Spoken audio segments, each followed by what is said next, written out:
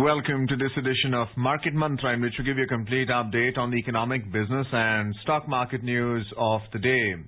I'm Arjun Chaudhary and with me is my co-anchor in Hindi, Manoj Pathak. नमस्कार। Market मंत्र के ताजा अंक में आपका स्वागत है। आधे घंटे के इस कार्यक्रम में हमेशा की तरह हम अर्थनीति, कारोबार और शेयर बाजार से जुड़ी हुई ताजा खबरों को लेकर हाजिर हैं। हमारे साथ खबरों पर चर्चा के लिए ऑनलाइन आमंत्रित हैं वरिष्ठ आर्थिक पत्रकार पुनीत जैन। पुनीत, कार्यक्रम में आपका स्वागत है। धन्यवाद मनोज जी। आइए शुरुआत करते हैं अंग्रेजी में हेडलाइन से, जिसे लेकर मौजूद हैं अर्जुन चौधरी।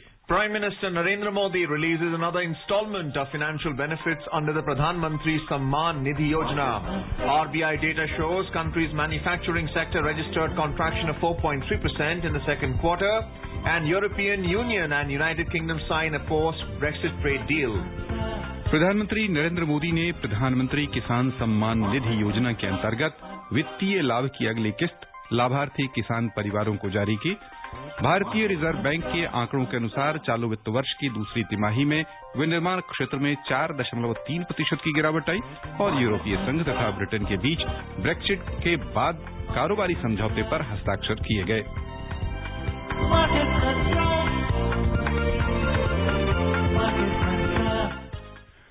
प्रधानमंत्री नरेंद्र मोदी ने आज प्रधानमंत्री किसान सम्मान निधि योजना के अंतर्गत वित्तीय लाभ की अगली किस्त वीडियो कॉन्फ्रेंसिंग के माध्यम से जारी की। उन्होंने बटन दबाकर 9 करोड़ से अधिक किसान परिवारों के खाते में 18,000 करोड़ रुपए से अधिक की राशि हस्तांतरित की। इस अवसर पर प्रधानमंत्री ने 6 राज्यों के लाभार्थी किसानों से बातचीत भी की। किसानों ने पीएम किसान और अन्य विभिन्न सरकारी कार्यक्रमों के बारे में अपने अनुभव श्री मोदी के साथ साझा किए। इस अवसर पर कृषि मंत्री नरेंद्र सिंह तोमर ने कहा कि केंद्र द्वारा जारी की गई राशि से किसानों को बहुत फायदा होगा। उन्होंने कहा कि एक समय था जब एक पूर्व प्रधानमंत्री ने कहा था कि सरकार द्वारा भेजे गए 100 रुपए में से केवल 15 रुपए गांव तक पहुंच पाते हैं, लेकिन आज सरकार ने ऐसी व्यवस्था कर दी है कि केंद्र द्वारा भेजी गई समूची राशि सीधे किसानों के बैंक खातों में पहुंच जाती है। श्री तोमर ने प्रदर्शनकारी किसानों से अपील की कि वे अपना आंदोलन वापस लें और सरकार के साथ बातचीत के लिए आगे आएं। प्रधानमंत्री किसान योजना के अंतर्गत छोटे और बहुत छोटे किसानों को हर साल 6,000 रुपए की वित्तीय सहायता 3 किस्तों में दी जाती है। ये राशि प्रत्यक्ष लाभ अंतरण योजना के तहत सीधे लाभार्थियों के खाते में भेज दी जाती है। पुनीत, हम आपकी प्रतिक्रिया समझना चाहेंगे। देश में जो प्रत्यक्ष अंतरण की एक प्रक्रिया शुरू हुई और उसके तहत जो केंद्र सरकार की ओर से चला हुआ कोई भी धन हो, कोई भी योजना हो, उसका लाभ सीधा लाभार्थियों तक पहुंचने लगा। इससे किस तरह का परिवर्तन अर्थनीति में आया है और समूचे समाज को इसका लाभ मिला है?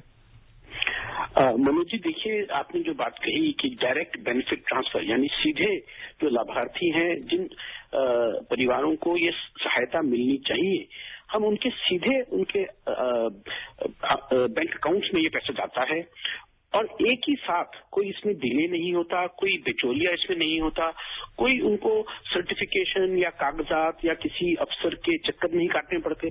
सीधा एक बटन दबा करके वो पैसा ट्रांसफर किया जा सकता है। एक बहुत बड़ी स्कीम है और कोई इसमें जो पहले, जैसे आपने कहा कि पहले बहुत फेमस था कि कहीं किसी एजेंट को कमीशन देनी है, किसी से सिफारिश करवानी है, कोई ऐसा जरूरत नहीं है और सीधा वो पैसा ट्रांसफर हो सकता है।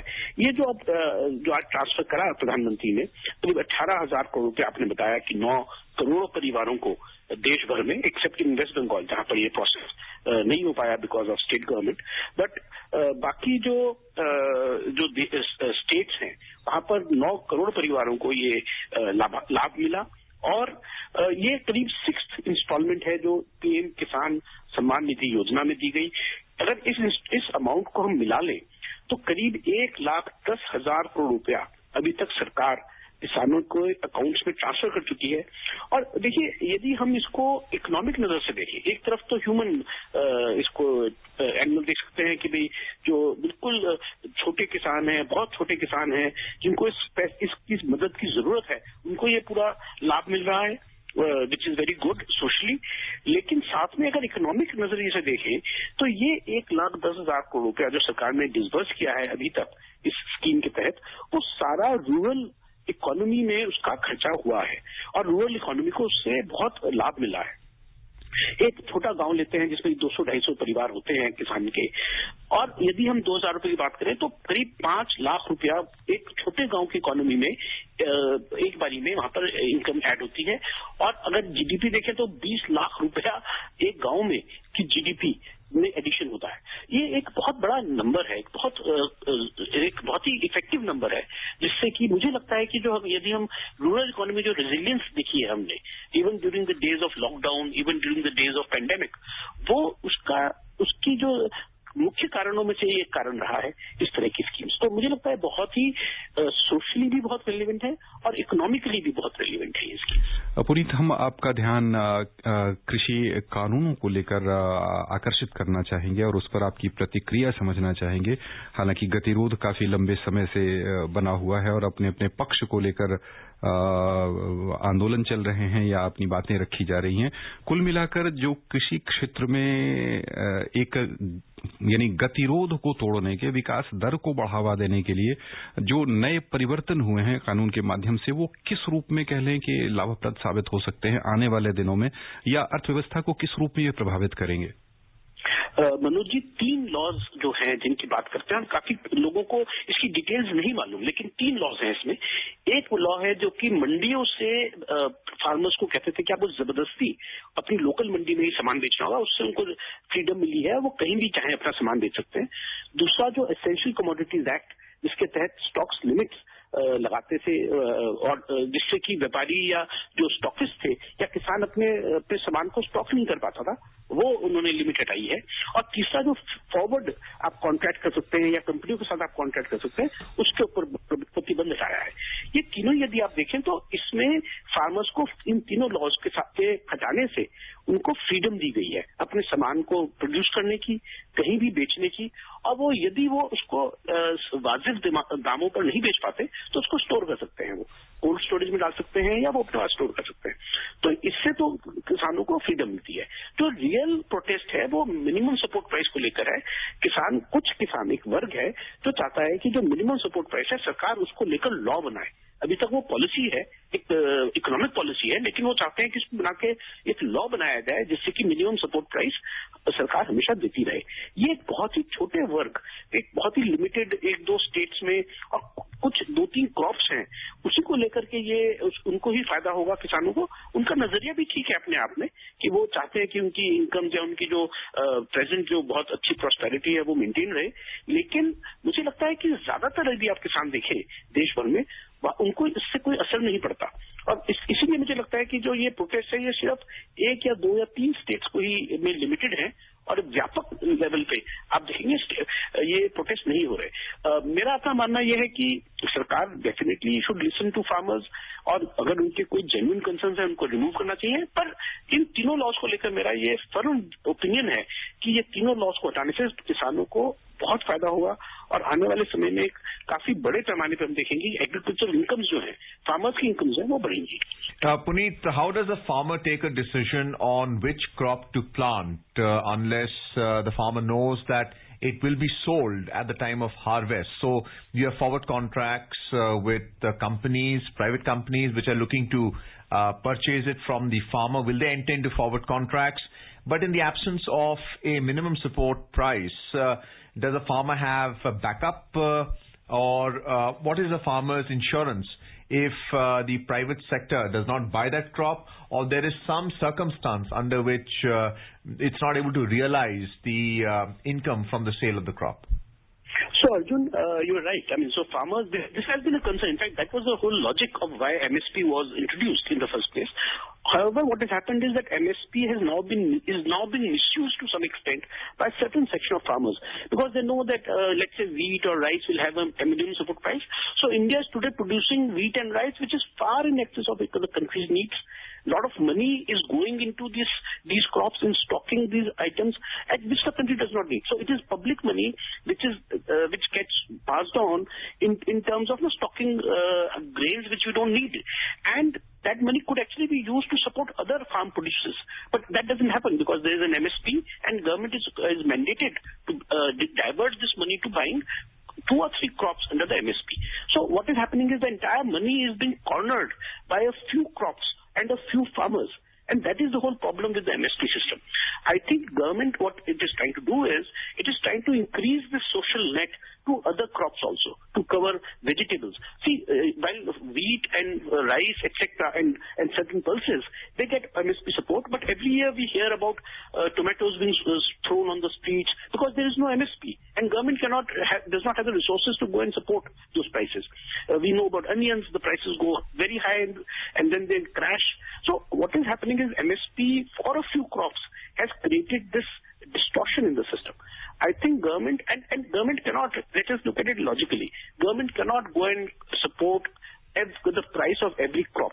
But what government can do is, it can create infrastructure and allow private sector to enter and to support those prices. And therefore, I think the ability of farmers to sell in any mandi, to enter into forward contracts. So if a farmer is growing, let's say, tomatoes or onions or other vegetables, fruits, it can enter into forward contracts with companies, of course with some certain safeguards, but they can always do it. And second, on top of it, I think the amendments to the Essential Commodities Act, where the stocks limits have been removed, I think that is a game changer, because farmers will then be able to sell to people who have capital and who can buy at low prices, store them, and then sell at a profit. So I think it has to be given that market orientation with certain safeguards against misuse. So that has to be the mindset. But we say that government alone has to do all the heavy lifting, it has to support the market prices of every crop. I think that is economically not feasible, and therefore the need to strengthen the marketplace for agricultural produce. So the sanctity of the contract has to be maintained with the farmer when the private sector sources crop produce from the farmer itself. So do you see any a framework of contractual arrangements between the private sector and the farmer in the forward contract actually being told to the farmer that this is being put in place for your benefit, like guarantees in place, sureties in place, in order that the farmer is confident that yes, if I contract with the private sector, then there's an assured buyer and the buyer will pay in the future for the produce that I'm investing in right now? So government has, in the new laws, if you see, they have built in those safeguards to the extent that they can foresee. For example, of course, farmers can sell through the e-marketplace, which is where the trade is guaranteed. So if they sell, they will surely get the money. However, I think the major concern that farmers have, and which is legitimate to some extent, is that big corporates can exploit their power, they can exploit their strength vis-a-vis the small farmer. Now, that safeguards have been built into the law. This is not, I cannot discuss them in details, and you understand them very well. But the truth is that government, this is to some extent, there will be some experience. Government has tried to bring in some safeguards by simplifying the adjudication process whenever there is a dispute of farmer versus the company. But I think to some extent this can be amended going forward. As things roll out, as new experience will emerge, and if the government has to be sympathetic to farmers, they have to protect their interest. That is true. And I think some more amendments will come in future based on experiences that people have. But I do reject these farm laws to say that let us go back to the old system. I think that is really regressive. We should not go back to the old system. We must evolve a new, more effective system which gives more freedom to farmers, and at the same time it protects their interests. It protects them against exploitation. I think that is the way forward. Rather than saying that we go back to the old system, we create more issues and diversions like the minimum support price, where money gets cornered by few farmers for few crops. I think that system, the old system, has to change and lead to a new, better system. Puneet, do you see the corporate sector consolidating land holdings for agricultural produce now with this law that will be enforced, so that there are economies of scale and whatever is produced in the fields is as per market forces of demand and supply? So Arjun, you're right. So there are two aspects to this. One is this consolidation, because corporates would like to buy large crops from a larger area. So to go to small farmers is very difficult for a company and not to make it economically viable. So I think therefore the government has allowed cooperatives of farmers to get into contract with companies. I think that is a very smart move. They realize that smaller farmers, let's say in a village, they can get together and together they can form a cooperative or a local association and then enter into contract with the company. It diversifies their risk and it also gives more power to the farmers because then they're not alone. They're acting as a group against a company.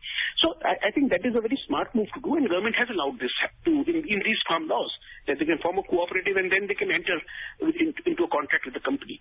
Corporates obviously would and there's no provision for corporates to start buying land. See, there is no reason to believe that corporates will corner this land for their benefit. They can't do it. They can only buy crops and not buy land. So the consolidation of buying will happen, but not consolidation of land. That is a completely separate issue.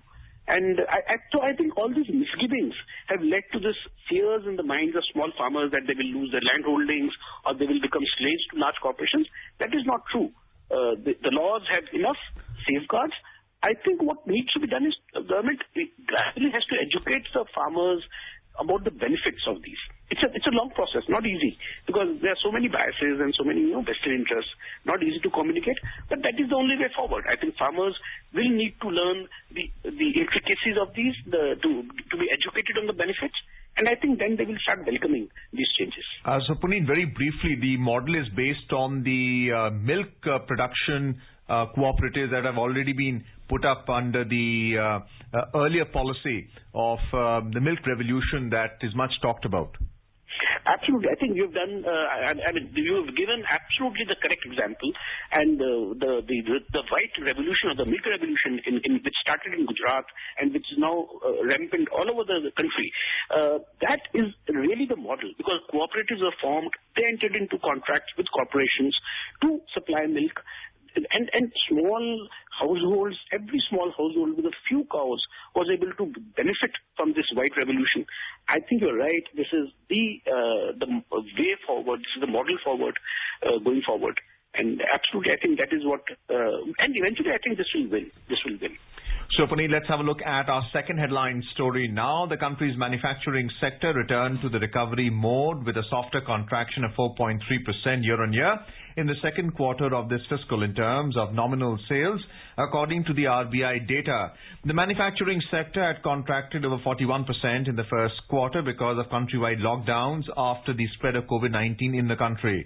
The RBI data on the performance of the private corporate sector during the second quarter of this fiscal showed that the recovery was led by iron and steel, food products, cement, automobiles and pharmaceutical companies. According to the data, manufacturing companies reported sales of 5.99 lakh crore rupees in the second quarter compared to 3.97 lakh crore rupees in the April to June quarter of the current fiscal. The data has been drawn from abridged quarterly financial results of 2,637 listed non-government, non-financial companies. Nominal sales of non-IT services sector also registered lower contraction of 14.5% year-on-year, led by expansion in sales of telecommunication and real estate companies. Puneet, your take on the manufacturing figures that have been announced. Do you see this pandemic resulting in more inclusive manufacturing growth in the country, and also a policy that is geared to stay away from imports, especially from China? So again, very interesting data actually this, because if you look at manufacturing, it forms about 25% of our total GDP. We're about 50-odd% services sector economy, 25% is manufacturing and industrials, and about 20-odd% is with the agricultural and farming, etc. So manufacturing is 25% of the GDP. GDP, if you look at the first quarter, second quarter, contracted by average about 10%, but manufacturing has contracted only about 4%. So clearly manufacturing has started outperforming the wider GDP, the wider economy. I think this is very welcome, because manufacturing it has a very important role in employment. It employs a lot of people. It provides very high quality employment to people. So the growth in manufacturing is really welcome. It shows that we can do a lot of in-house growth within the domestic economy. Of course, I think once again, emphasis on having policies which support manufacturing in India, I think that has contributed a lot to this. Puneet, यानी हम ये माने कि जो ये आंकड़े हैं, उत्साहवर्धक आंकड़े हैं, हम खास तौर से आपका ध्यान स्टील सेक्टर की ओर ले चलना चाहेंगे और समझना चाहेंगे कि वहां किस रूप में इस्पात का उत्पादन हो रहा है और किस रूप में इस्पात के उत्पादन बढ़ने से उसकी कीमतें भी बढ़ी हैं, उसका क्या इम्पैक्ट ओवरऑल इंडस्ट्री पर पड़ेगा? मनोज जी, स्टील सेक्टर का जो प्रदर्शन रहा है पिछले क्वार्टर में, ये बहुत ही शानदार प्रदर्शन रहा है। इनफैक्ट स्टील इंडस्ट्री में जो लोग काफी वर्षों से काम करते हैं वो मुझे बताते हैं कि पिछले 3 दशकों में उन्होंने इतनी स्ट्रेंथ और इतनी अच्छी परफॉर्मेंस स्टील इंडस्ट्री की कभी नहीं देखी, और जो तेजी उन्होंने देखी स्टील प्राइसेस में। खास बात यह है स्टील के मैन्युफैक्चरिंग में, एक तो डेटा हम जानते हैं कि प्रॉफिटेबिलिटी बढ़ी है और प्राइसेस बढ़े हैं। खास बात यह है कि भारत ने बहुत बड़े पैमाने पर एक्सपोर्ट किया है स्टील को, और जहां पर चाइना के साथ हमारा बहुत कंपटीशन होता था, चाइना से बहुत स्टील इंपोर्ट भी होता था और हम जहां एक्सपोर्ट करते थे वहां पर हमें कंपटीशन फेस करना पड़ता था। वहां पर भारत ने बहुत अच्छी ग्रोथ दिखाई है, एक्सपोर्ट भी हमने ज्यादा किया है, इंपोर्ट भी हमने कम किया है चाइना से। तो वो एक मुझे लगता है कि स्टील सेक्टर की स्ट्रेंथ को दर्शाता है कि आने वाले समय में जो एक, और स्टील सेक्टर एक बहुत इंपॉर्टेंट सेक्टर रहता है इकोनॉमी का, क्योंकि वो बाकी सब क्षेत्रों से जुड़ा हुआ है। मैंने चाहे ऑटोमोबाइल की बात करें, कंस्ट्रक्शन की बात करें, तो एक कोर इंडस्ट्री है वो। यदि स्टील सेक्टर में हम ग्रोथ देखते हैं तो वो ये एक संदेश देती है कि सभी सेक्टर्स में हम ग्रोथ देखने की उम्मीद कर सकते हैं। Well, Puneet, not only iron and steel, but cement has also seen high production figures. But more importantly, in this pandemic, and this will connect to the question that I put earlier, food products and pharmaceuticals have seen a played a strong role in this manufacturing recovery in the economy. Is that because of the pandemic and the adjusted policy that we have right now? So you're right. I mean, if you look at food products and pharmaceuticals, of course, there was more spend on hygiene and health products by consumers. FMCG, we know, have grown very well. And on top of it, we saw rural segment of the economy pick up very strongly. So consumption actually, which went down a little bit in urban areas, it went up in rural areas. And we saw consumption of food and other items, FMCG items, they went up. So clearly, this was a more distributed economic recovery, and therefore manufacturing kind of ticked higher because of larger number of people buying items which are manufactured within India. So of course, like I said earlier, this recovery is very broad based. So we see and one of the surprises of this entire lockdown period economic recovery was the fact that the real estate sector started doing very well, which is very surprising. Nobody thought that real estate will pick up that fast, and we have record sales happening in real estate sector. So there are many surprises. I don't have the reasons of why this happened, but we do see these sectors pick up very, very well in the last few months. Well, let's have a look at a third headline story now. European Union and the UK have struck a post-Brexit trade deal after months of negotiations over future business rules just a week before the deadline. The British government has announced the deal is done. British Prime Minister Boris Johnson declared that they have completed the biggest deal yet, worth £668 billion a year. He said it will protect jobs across this country and enable UK goods to be sold without tariffs, without quotas in the EU market. Mr. Johnson said it is a good deal for the whole of Europe. Britain's Parliament is set to vote the 30th of this month on the deal. European Commission President Ursula von der Leyen said this was a long and winding road, but we have got a good deal to show for it. She said the deal was fair and balanced and UK remains a trusted partner. Once ratified by EU leaders, the European Parliament and the UK government, the agreement will ensure Britain and the 27-nation bloc can continue to trade in goods without tariffs or quota after the UK breaks fully free of the EU on the 1st of next month. The United Kingdom is set to exit EU trading rules by the 31st of this month, a year after officially leaving the bloc. Puneet, what is your take on this trade deal? They're calling it a free trade agreement, and Britain is saying that there won't be any obstacle to trade, including tariffs and quotas, which will not be imposed. So clearly, Britain had exited because they were against the movement of people across the border, which is really the concern, which is why they voted in the referendum against the EU inclusion. So what is your view? Has Britain actually won this deal? So Arjun, I'll give you the figures on this. This is a mixed bag actually. So there are some wins for both Britain and EU in this, and there are some places that are going to face a lot of problems. Just to give you a breakup, the total annual trade between Britain and EU, other partners, 47 other partners, is basically $900 billion a year, roughly. Out of $900 billion, roughly 50%, $450 billion, constitutes goods or which are traded, between Britain and EU. That trade is practically untouched. So they have kept, while there will be customs documentation, etc., but there are no tariffs on this trade. So they can bring in goods, they can sell out goods, and no customs duties will be imposed on them, except some documentation, and there are some restrictions in terms of place of origin. But largely, this $450 billion, or 50% of the trade, remains unaffected. The other $450 billion is basically services like banking, accounting, auditing, other human-related services. Those services have been affected. This trade deal does not provide any cushion or any safeguard for these services. So bankers, let's say, a banker sitting in London earlier could service a client in Germany or in France. Now he cannot do it.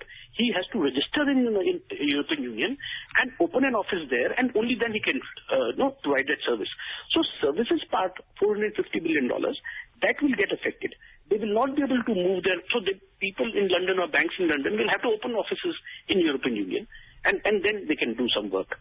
But that is going to be affected. So to some extent, I would say it's a deal which gives them some benefits in terms of goods trade, but in terms of services, which is a substantial part of Britain's GDP, I think that is going to be affected, and that is where the opportunity for India actually is. So India can provide services to the EU separately now, and it can provide services to Britain.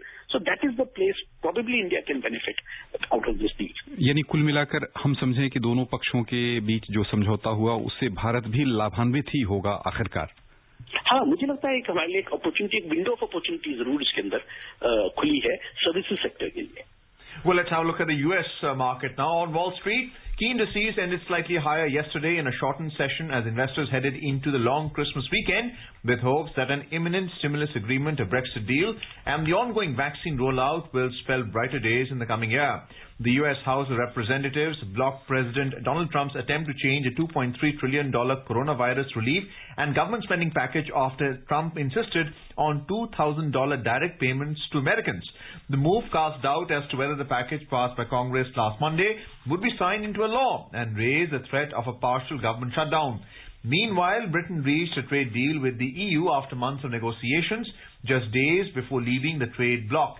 Also, more than 1 million Americans have now been vaccinated against COVID-19, even as the pandemic continues to rage in the US and political leaders move to guard against a more contagious variant of the disease sweeping across Britain. So the Dow Jones Industrial Average gained 70 points or 0.2% to end the day at 30,200. The S&P 500 rose 13 points or 0.4% to close at 3,703.